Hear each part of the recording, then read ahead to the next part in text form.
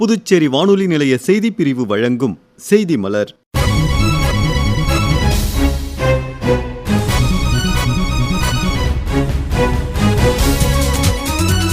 புதுச்சேரியில் நடைபெற்ற மாபெரும் சுகாதார திருவிழாவின் தொடக்க விழா மற்றும் வளர்ச்சி மற்றும் புதுமை கண்டுபிடிப்புகள் குறித்த கருத்தரங்கம் ஆகியவை குறித்த தொகுப்புகள் இன்றைய மலரில் இடம்பெறுகின்றன.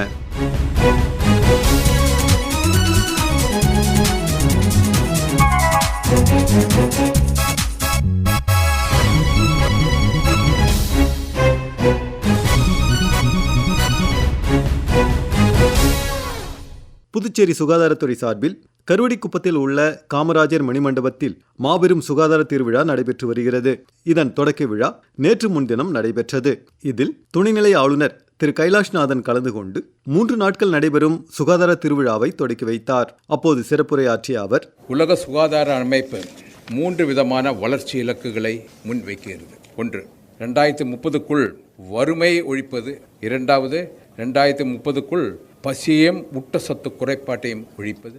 3, வயது வித்தியாசம் இல்லாமல் அனைவருக்கும் ஆரோக்கியமான வாழ்க்கையை ஏற்படுத்தி தருவது. இந்த 3 இலக்கங்களையும் கவனத்தில் கொண்டு பொதுமக்களின் நலன் கருதி மாண்புமிகு பாரத பிரதமர் ஸ்ரீ நரேந்திர மோடி தலைமையிலான மத்திய அரசு எத்தனையோ சுகாதார திட்டங்கள் கொண்டு வந்திருக்கிறது. உயர்தர மருத்துவ சிகிச்சை இலவசமாக அல்லது குறைந்த செலவில் அனைத்து மக்களுக்கும் கிடைக்கும் வகையில் தேசிய அளவிலான சுகாதார திட்டங்களை செயல்படுத்தி வருகிறது. ஆயுஷ்மான் பாரத் பிரதமரின் மருத்துவ காப்பீட்டு திட்டம் PMJY ஒரு வரப்பிரசாதம். இது உலகின் மிகப்பெரிய சுகாதார காப்பீட்டு திட்டம். வறுமை கோட்டு கீழே வாழும் குடும்பத்திற்கு ஆண்டு ஒன்றுக்கு 5 லட்சம் வரை மருத்துவ செலவை அரசு ஏற்கிறது. இதனால் ஏழ்மை நிலையில் உள்ளவர்களும் உயர்தரமான சிகிச்சை பெற முடிகிறது. இந்த திட்டம் ஆரோக்கியமான வாழ்க்கையை பற்றி ஒரு நம்பிக்கையை அனைவருக்கும் ஏற்படுத்தி இருக்கிறது. பாரத பிரதமரின் மக்கள் மருத்துவ திட்டம் குறைந்த விலையில் தரமான மருந்துகள் கிடைக்க செய்கிறது. பாரத பிரதமரின் தாய்மார்கள் ஆராதனை திட்டம் கர்ப்பிணி பெண்களுக்கு நிதி உதவியும் ஊட்டச்சத்தும் வழங்கவும் திட்டம். மிஷன் இந்திரதனுஷ் திட்டம் குழந்தைகளுக்கு கர்ப்பிணி பெண்களுக்கும் இலவச தடுப்பூசி போடும் திட்டம். 12 வகையான நோய்களை தடுக்க இந்த தடுப்பூசி போடப்பட்டு இருக்கிறது. மத்திய அரசு கொண்டு வந்த இது போன்ற திட்டங்களால் கடந்த 10 ஆண்டுகள் மக்களின் வாழ்க்கை முறையில் மிகப்பெரிய வளர்ச்சி ஏற்பட்டு இருக்கிறது. புதுச்சேரி அரசு முதலமைச்சர் லீடர்ஷிப் கீழில் சுகாதார சேவையில் சிறப்பாக செயல்பட்டு வருகிறது என்பதை நினைத்தும் மகிழ்ச்சி அடைகிறேன். தேசிய அளவில் சுகாதார திட்டங்கள் பலவற்றில் முன்னோடி மாநிலமாக செயல்படுகிறது. சுகாதார திட்டங்களை செயல்படுத்துவதில் மத்திய மாநில அரசுகள் முனைப்போடு செயல்பட்டாலும் இந்த திட்டங்கள் முழுமையாக வெற்றி பெற அவற்றை பற்றிய முழுமையான விழிப்புணர்வை பொதுமக்களுக்கு ஏற்படுத்த வேண்டியது அவசியமாக இருக்கிறது. புதுச்சேரி மற்ற பகுதிகளில் இந்த சுகாதார திருவிழாவை நடத்த சுகாதாரத்துறை அதிகாரிகள் ஏற்பாடு செய்ய வேண்டும். பொதுவாக எல்லாருக்கும் 40 வயதுக்கு மேல் மருத்துவ பரிசோதனை செய்து கொள்ள வேண்டியது அவசியம். இரத்த அழுத்தம், சர்க்கரை நோய் போன்ற வாழ்வியல் சார்ந்த நோய்களுக்காக இந்த பரிசோதனை நாம் கட்டாயம் செய்து கொள்ள வேண்டும். இல்லை என்றால் இது எதிர்காலத்தில் கடும் பாதிப்புகளை ஏற்படுத்தி வாய்ப்பு இருக்கிறது. இது போன்ற நிகழ்ச்சிகள் ஆரோக்கியமான இந்தியாவை உருவாக்கும் நம்முடைய முயற்சிக்கு வலு சேர்த்து பாரத பிரதமர் செல்லும் விகசித் பாரத் 2047 வளர்ச்சி அடைந்த பாரதத்தை உருவாக்க உதவும் என்ற நம்பிக்கையோடு என்னோட உரையை முடிக்கிறேன். நன்றி, வணக்கம். விழாவில் முதலமைச்சர் திரு ரங்கசாமி உரையாற்றிய போது, அவ்வளவு மருத்துவ வசதி எளிதாக நம்முடைய மக்களுக்கு நாம் கொடுத்து கொண்டிருக்கின்றோம். அதில் எந்தவித மாறுபட்ட கருத்தும் இருக்க முடியாது. மக்கள் தொகைக்கு ஏற்ப ஆரம்ப சுகாதார நிலையங்கள் மற்ற மாநிலங்களை காட்டிலும் பார்க்கும் பொழுது நாம் ஒரு குறைந்த அளவுள்ள மக்களுக்கு ஒரு ஆரம்ப சுகாதார நிலையம் அப்படின்னு வச்சுருக்கோம். அங்கே மருத்துவர்கள் இருக்காங்க, சேவையர் இருக்காங்க, தொழில்நுட்ப வல்லுநர்கள் இருக்காங்க. இது மாதிரி எல்லா கிராமங்களிலும் ஆரம்ப சுகாதார நிலையங்கள் இருக்கின்றது. 30 படுக்கைகள் கொண்ட மருத்துவமனை கூட நம்ம கிராமத்தில் வச்சிட்டு இருக்கோம். இப்போது எளிதாக நம்முடைய மருத்துவ சிகிச்சை நம்முடைய மக்களுக்கு கிடைக்கின்ற வாய்ப்பை நாம் உருவாக்கியிருக்கணும். இந்தியாவில் அந்த மருத்துவ வசதி செய்து கொடுக்கின்ற வகையில் அந்த குறியீடு அப்படின்னு பார்த்தோம்னா நாம் முதன்மை நிலையில் இருக்கின்றோம். இது போதுமா அப்படின்னு பார்த்தீங்கன்னா எனக்கு போதாது, இன்னும் வசதி அதிகமாக வேணும். நான் அடிக்கடி சொல்லுவேன், சிறப்பு மருத்துவ வசதிகள் கிடைக்க வேண்டும்.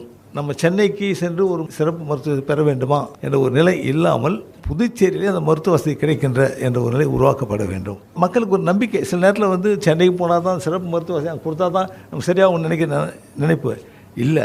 இங்கேயே நம்முடைய மருத்துவர்கள் சிறப்பான மருத்துவ சேவை செய்து கொண்டிருக்கிறார்கள். யாரும் மருத்துவம் சொல்ல முடியாது. அதாவது இப்போ நீங்கள் அறுவை சிகிச்சை அப்படின்னு பார்த்தீங்கன்னா சிறந்த மருத்துவர்கள் நம்மகிட்ட இருக்கிறாங்க. இப்போ நம்ம இருதய சிகிச்சை பார்க்கும்பொழுது ஆரம்பத்தில் கண்டறிந்து சிகிச்சை கொடுப்பவர்கள் நல்ல மருத்துவர்கள் இங்கே இருந்து கொண்டிருக்காங்க. இப்போ நீங்கள் பாருங்கள், ஸ்டண்ட் வைக்கலாம் சொல்கிறாங்கல்ல, பார்த்து நிறைய வச்சுட்டு இருக்கோம். நம்ம புரிந்துணர்வு ஒப்பந்தம் ஒன்று செய்து கொண்டு அப்போலோ மருத்துவமனை, காவேரி மருத்துவ ஒரு சிறப்பு மருத்துவம் அங்கே இருந்து இங்கே வந்து இப்போது அறுவை சிகிச்சை நம்ம செய்து கொடுத்து கொண்டிருக்கணும். லிவர், கிட்னி இதில் கூட நம்ம நல்ல முறையில் சிகிச்சை கொடுத்து கொண்டிருக்காங்க. ஜிப்மரில் இருக்காங்க. மூட்டு மற்ற அறுவை சிகிச்சை கூட நம்ம செய்கிற நிலையில் நம்முடைய மருத்துவர்கள் இங்கே இருக்கிற வசதிகள் இருந்து கொண்டு இருக்கிறது. நம்முடைய புதுச்சேரியை பொறுத்த வரைக்கும் நம்முடைய ஆரம்ப சுகாதார நிலையிலேயே நம்ம யோகாவை அறிமுகப்படுத்தி இருக்கின்றோம். அங்கே யோகா கற்றவர்கள் ஆலோசனை கொடுத்து கொண்டிருக்கின்றார்கள். உடலை நாம் ஆரம்பத்திலேயே நன்றாக வைத்திருக்க வேண்டும், உடல் பருமனையெல்லாம் குறைக்கணும், சர்க்கரை வியாதி வராமல் பார்த்துக்கொள்ள வேண்டும், இது போன்ற ஆலோசனைகள்லாம் பெற்று ஆரம்பத்திலேயே அதை கட்டுப்படுத்தும் பொழுது இன்னும் நாம் ஆரோக்கியமான ஒரு சூழ்நிலையை ஏற்படுத்தி கொள்ள முடியும். அது மட்டுமல்ல, நம்முடைய அரசு, மத்திய அரசு உதவிகள் கொண்டு வந்திருக்கிற திட்டங்கள் பெண்களுக்கு, கருவுற்ற தாய்மார்களுக்கு அங்கன்வாடி மூலமாக ஊட்டச்சத்து கொடுப்பது, பிள்ளைகளுக்கு ஊட்டச்சத்து கொடுப்பது, காசு நோயின் ஒரு பெரிய பிரச்சனை இருந்து கொண்டு இருக்கும். ஆனால் இப்போ புதுச்சேரியில் பார்த்தீங்கன்னா மிக மிக குறைவு. காசு நோயே இல்லாத புதுச்சேரி மாநிலமாக கொண்டு வர வேண்டும் என்பதுதான் நம்முடைய எண்ணம். இரத்த சோகை நோய் அதுவும் இல்லாமல் இருக்க வேண்டும். அதிலே நம்முடைய அரசு மிகுந்த கவனம் செலுத்தி வருகின்றது. அதற்கான ஊட்டச்சத்து கொடுப்பது, இவெல்லாம் பள்ளி மாணவர்களுக்கு அவர்களுக்கு கொடுக்கின்ற மாத்திரைகள் இவையெல்லாம் பார்த்தீங்கன்னா ஆரம்பத்திலேயே அவர்களுக்கு அந்த இரத்த சோகை நோய் இல்லாத அளவுக்கு பார்த்துக்கொள்ள வாய்ப்பை அரசு உருவாக்கி இருக்கின்றது. இப்படி எத்தனையோ திட்டங்கள் நம்முடைய புதுச்சேரி சார்ந்த மக்களுக்கு நல்ல நிலையை ஆரோக்கியமாக வாழ்வதற்கு நிலையை அரசு உருவாக்கி இருக்கிறது. விழாவில் சட்டப்பேரவைத் தலைவர் திரு செல்வம் தமது உரையில், ஒரு சிறிய மாநிலமாக இருந்தாலும் ஒரு சிறந்த மாநிலமாக நம்முடைய பாரத பிரதமர் நரேந்திர மோடி அவர்கள் விரும்பிய மாநிலமாக இன்றைக்கு உருவாகி கொண்டிருக்கிறது. 70 வயதுக்கு மேற்பட்ட முதியோருக்கும் நம்முடைய பாரத பிரதமர் நரேந்திர மோடி அவர்கள் இன்றைக்கி இந்த இலவச காப்பீடு ஏற்படுத்தி கொடுத்துருக்காங்க. இந்த ஆயுஷ்மானில் எல்லா வசதிகளும் நம்முடைய அரசு மருத்துவமனையிலும் மருத்துவக் கல்லூரிலையும், இன்னும் கேட்டால் ஹார்ட் அட்டாக்கில் இந்தியாவிலே ஹார்ட் அட்டாக் வருகின்ற பொழுது அதற்கு முன்னெச்சரிக்கை நடவடிக்கையாக போடுகின்ற தடுப்பூசியானது புதுச்சேரி, அது அதிக விலை, அது எல்லாருக்குமே தெரியும். அந்த மருத்துவ ஊசியை கூட போடுகின்ற ஒரு மருத்துவமனை புதுச்சேரி மருத்துவமனை. மருத்துவத்துறையை பொறுத்தவரை இந்தியாவை வழிகாட்டுதலாக இருக்கின்ற இந்த நம்முடைய புதுச்சேரி அரசு இதுபோன்று ஒரு நிகழ்வின் மூலம் இன்னும் பல்வேறு விதமான விழிப்புணர்வை ஏற்படுத்தும் விதமாக இந்த கண்காட்சியை ஏற்படுத்தி கொடுத்துருக்காங்க. வீடு வீடாக சென்று நோய் அறிகின்ற வாய்ப்பை கூட இன்றைக்கு நம்முடைய அரசானது ஏற்படுத்தி கொடுத்துருக்காங்க. ஆக புதுச்சேரியில் வாழ்கின்ற அத்தனை மக்களுக்கும் தேவையான அத்தனை மருத்துவ வசதிகளும் இந்த அரசு ஏற்படுத்தி கொடுத்திருக்கிறது. விழாவில் பேசிய ஆதி திராவிடர் நலத்துறை அமைச்சர் திரு சாய் ஜே சரவணன்குமார், நோயாளிக்கு நம்பிக்கை ஊட்டணும். அவங்க கண்டிப்பாக நமக்கு ஒன்றுமே இல்லைன்னு. அதே போல தான் ஒரு மெடிசனுமே தொடர்ந்து மக்களுக்கு நன்மை தர வேண்டும். அதன் மூலமாக எல்லோரும் இன்புற்று இருக்க வேண்டும். ஏன்னா நோயற்ற வாழ்வு பெருவற்ற செல்வம்னு சொல்லுவாங்க. அந்த அளவுக்கு அந்த செல்வத்தை எல்லா மக்களும் பெற வேண்டியதற்காக இந்த சுகாதாரத்துறை அயராது பாடுபட வேண்டும். ஏன்னா உங்களுடைய பங்களிப்பு மிகப்பெரிய பங்களிப்பு. கோவிட்-19 காலத்தில் நீங்கள் மக்களுக்கு உங்கள் உயிரை துச்சன்னு பார்த்து மக்களை காப்பாற்றினீங்க. அப்பேற்பட்ட அரும்பாடுபட்ட இந்த துறை மேலும் வளரணும். இந்தியாவில் அல்ல, உலகத்திலே நம்முடைய இந்திய நாட்டுடைய மருத்துவம் புகழ்பெற்று விளங்க வேண்டும் என்று கூறி விடைபெறுகின்றேன். நன்றி, வணக்கம். மேலும் இவ்விழாவில் தலைமைச் செயலர் டாக்டர் சரத் சௌகான், சுகாதாரத்துறை செயலர் திரு ஜெயந்த்குமார் ரே, சுகாதாரத்துறை இயக்குனர் டாக்டர் ரவிச்சந்திரன் மற்றும் மருத்துவ அதிகாரிகள், மாணவர்கள், பொதுமக்கள் என பலரும் கலந்து கொண்டனர். புதுச்சேரி அரசின் வணிகம் மற்றும் தொழில்துறை சார்பில் புதுச்சேரி ஸ்டார்ட் அப் 2.0 என்ற வளர்ச்சி மற்றும் புதுமை கண்டுபிடிப்புகள் குறித்த கருத்தரங்கம் கடந்த 28ஆம் தேதி நடைபெற்றது. ஒரு தனியார் உணவகத்தில் நடைபெற்ற இக்கருத்தரங்கை உள்துறை அமைச்சர் திரு நமச்சிவாயம் தொடக்கி வைத்து சிறப்புரையாற்றினார்.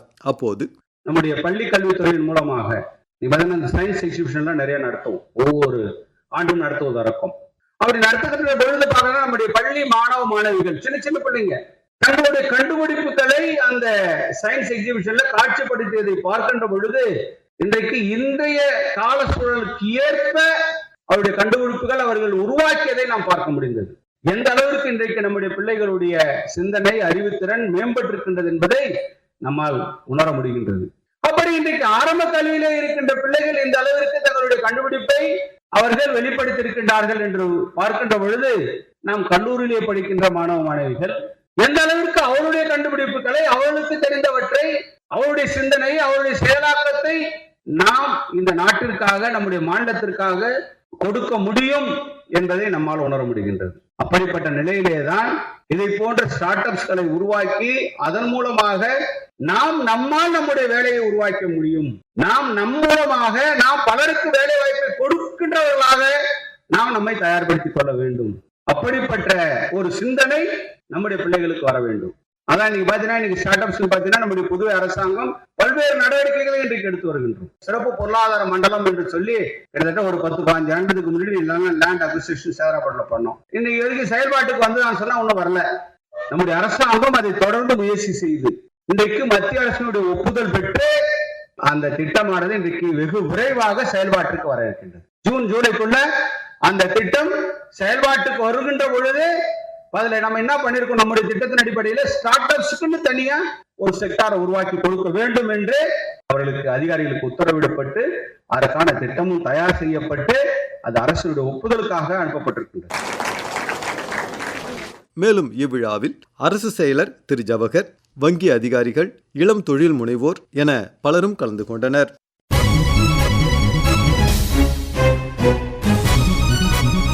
நேயர்கள் இதுவரை கேட்டது செய்தி மலர்.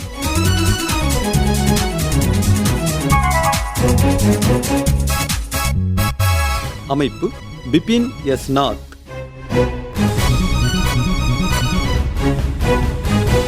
அமைப்பில் உதவி பி இளஞ்செழியன். படைப்பு ஆகாஷ்வாணி புதுச்சேரியின் மண்டல செய்திப் பிரிவு.